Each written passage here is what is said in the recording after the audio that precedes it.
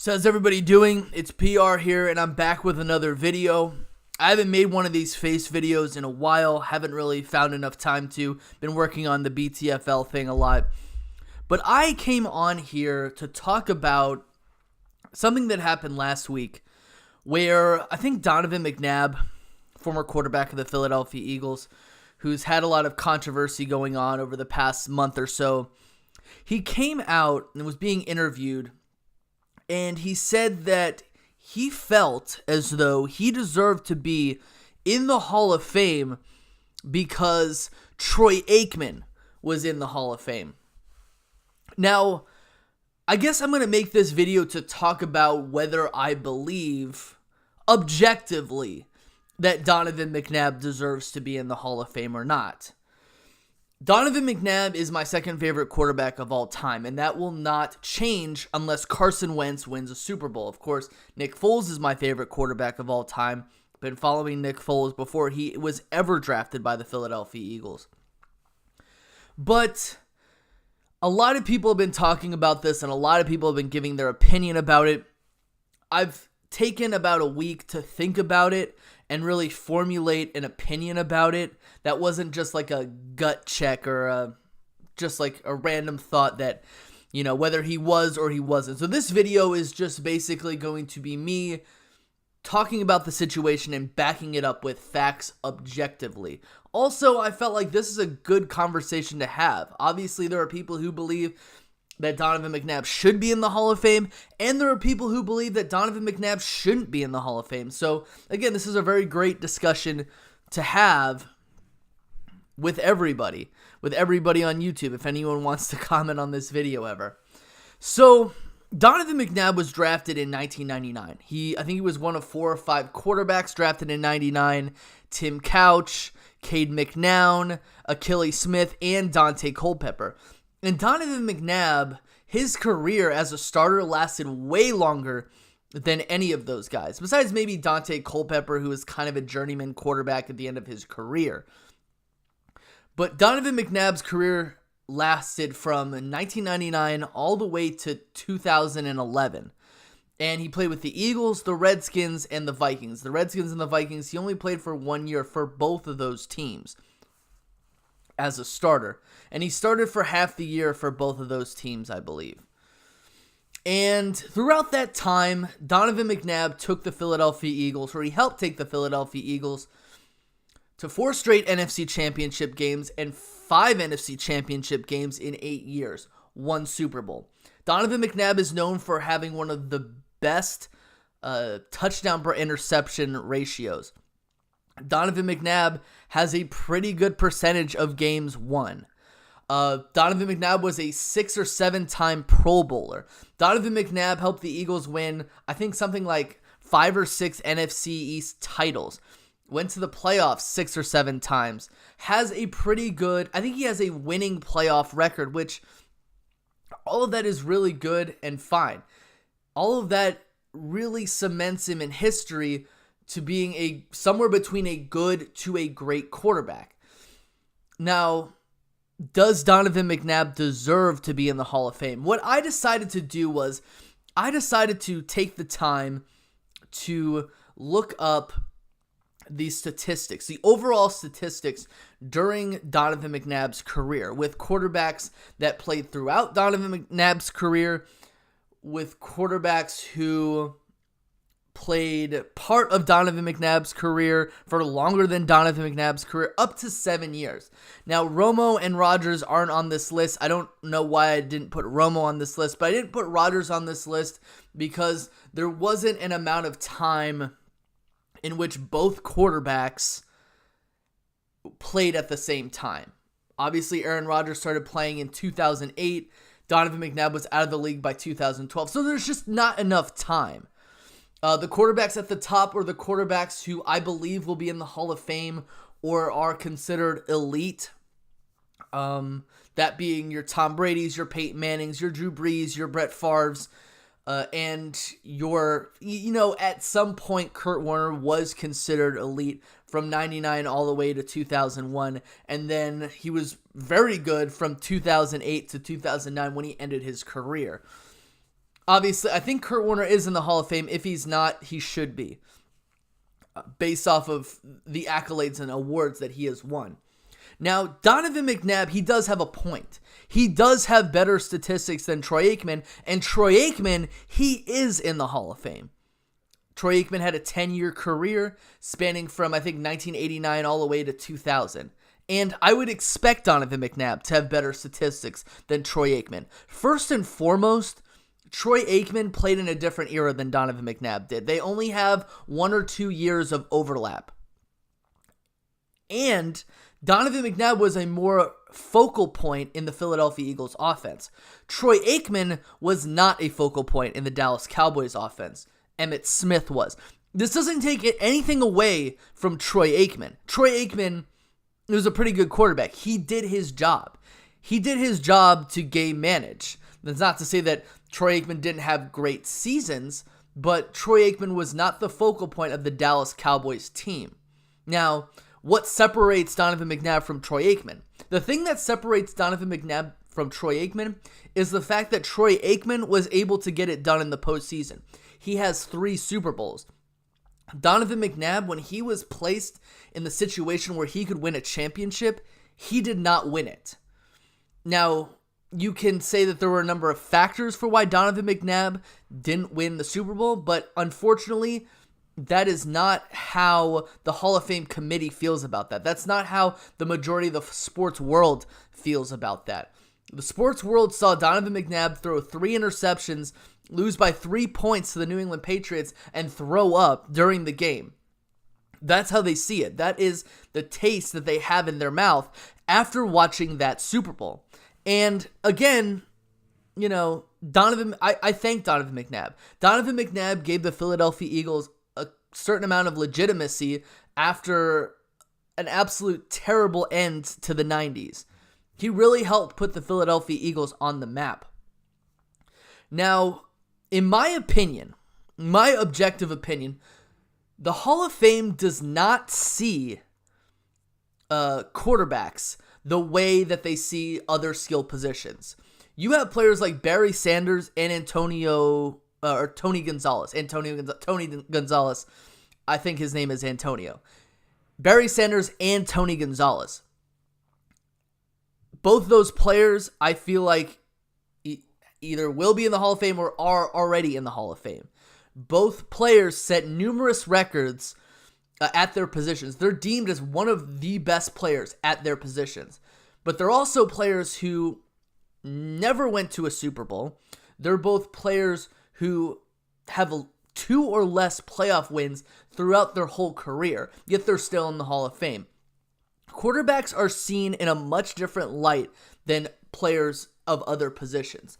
Now, the thing is, when the team wins, the quarterback gets most of the credit. When the team is not good, the quarterback gets a majority of the flack, as well as like the coach and stuff like that. But I feel like coaches are held to a higher standard than quarterbacks. But quarterbacks are still given the brunt of the credit or discredit when a team is good or bad. So they're held to a different standard. Now, the way I see the committee is, the committee does not put a quarterback in the Hall of Fame purely because of their statistics. Okay? The way that a quarterback gets into the Hall of Fame is they need to win either one or multiple championships. They need to have won awards, which means they need to be all pros. They need to have been MVPs. They need to have been a Super Bowl MVP. They breaking a specific record. Like, for instance, Dan Marino, he's in the Hall of Fame. He never won a Super Bowl. He had one chance to win a Super Bowl, and he didn't win it against Joe Montana, Bill Walsh, the 49ers. But he's in the Hall of Fame. Now, the reason why Dan Marino is in the Hall of Fame is because back in the 80s, he set a record, something like 48 touchdowns in a season, which was unheard of back then. Back then, you'd be good if you scored 23 touchdowns in a season. That was considered just, wow. Nobody had ever done that. And That is why he's in the Hall of Fame, because he broke he set a huge record, which wasn't broken until 2004. Okay? Jim Kelly, he's in the Hall of Fame. I think he got in like 2002. The thing about Jim Kelly is he went to 4 Super Bowls. Sure, he lost all of them, and that's something you look down on, but he still went to 4 Super Bowls. I think he ended up losing his son beforehand, so that was one thing, you could say that the Hall of Fame committee looked down on and was like, wow, this guy had to endure something, or maybe his son had like ALS or something, like some kind of or cerebral palsy.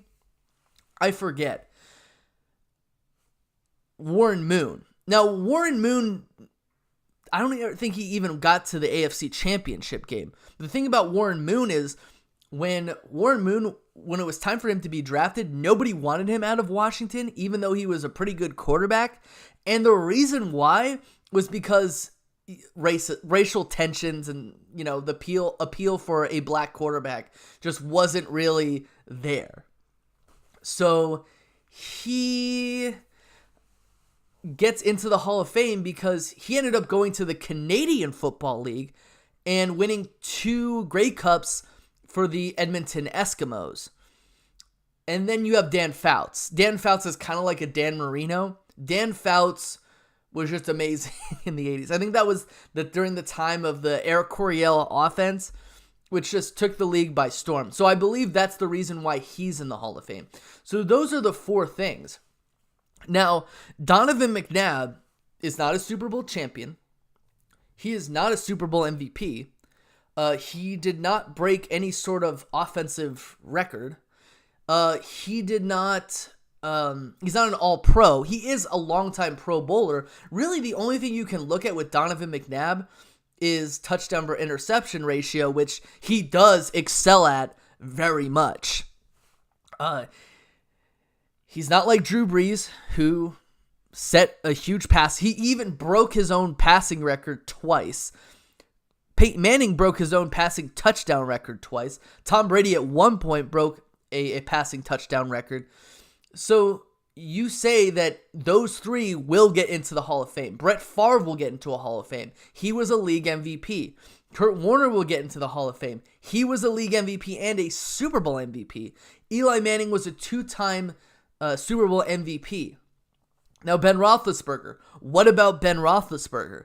Well, Ben Roethlisberger has played at a variable, amazing level. He has had a lot of good talent around him, but he's won 2 Super Bowls. Sure, it wasn't 100% necessarily because of him, but he still won it. Now, you ask the question, why isn't Phil Simms? Why isn't I don't think Doug Williams is in the Hall of Fame. Jim Plunkett, Mark Rippon. Why aren't they in the Hall of Fame? Now, the reason why they're not in the Hall of Fame was because, yes, they did win those Super Bowls, but Phil Simms, he had that one season, and then he went 22 for 25, best completion percentage in Super Bowl history, and that was really the only thing he was able to do. Doug Williams was a journeyman backup. Jim Plunkett was a journeyman backup. I don't know that much about Mark Rippon, but that's where it is right now. Really, the only player who I really compare Donovan McNabb to is Phillip Rivers. Both guys, you could say, are on the cusp of being Hall of Fame or not Hall of Fame. Neither one has a Super Bowl. Both have gone to the Pro Bowl.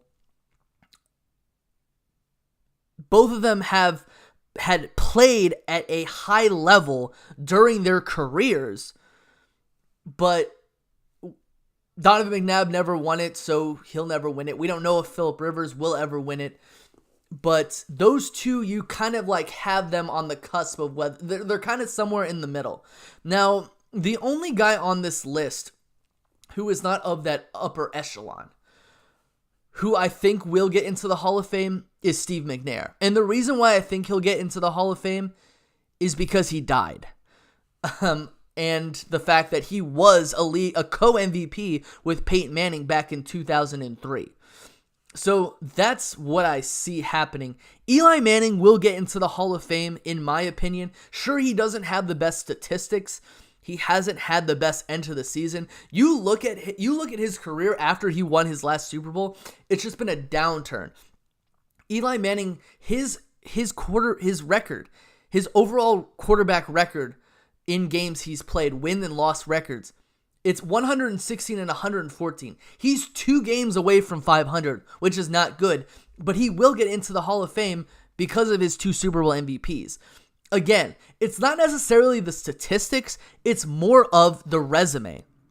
And even when you look at Eli Manning still has more passing yards per season. On this list, he does not have a better completion percentage. I believe he has more touchdowns per season, more interceptions per season as well. But at this point, at that 8-year point, he had won 63% of his games, which is 1 less than Donovan McNabb. Eli Manning is also a Walter Payton Man of the Year. So again, that's another award that was won. Donovan McNabb, if you were to make that tier list, Donovan McNabb would find himself somewhere at the top middle. Now, one of the reasons why I think Donovan McNabb will not be in the Hall of Fame, and obviously you can see my conclusion. I don't think that Donovan McNabb objectively will make it to the Hall of Fame because of those reasons. Now, the final reason why I think Donovan McNabb will not make it into the Hall of Fame is because if you look at his behavior since he's retired, he has 2 DUIs, which as an NFL player or a former NFL player, I don't understand why you could get a DUI. There are services for players and former players to get them home from bars. So he got 2 DUIs. He got in trouble twice for that. And he got in trouble with NFL Network. He was fired from NFL Network because he sexually harassed one of his female employees, asking her if she was a squirter. This was a scandal along with Warren Sapp, Warren Sapp is an awful person. He ended up sending a female employee a lipstick-shaped dildo. And then Marshall Falk was accused of groping a female employee. So, no. The committee is going to see that, and they're going to say, no, we do not want this guy representing us. So, while, Donovan McNabb had a very successful NFL career, what he's done off the field when he's left has been more than unsuccessful. So, that's my opinion on the subject. I think this is a great discussion for folks to have. And if you want to write something in the comment section, if you have an opinion in the comment section, please write that down. And I usually answer all my comments. So I hope everyone has a good day. I know this was a very long video. I think this was an 18-minute video. Holy crap. So please put your comments down if you have any. And that's all I have. Peace. I'm out. See ya. And don't forget to watch the BTFL. It's great.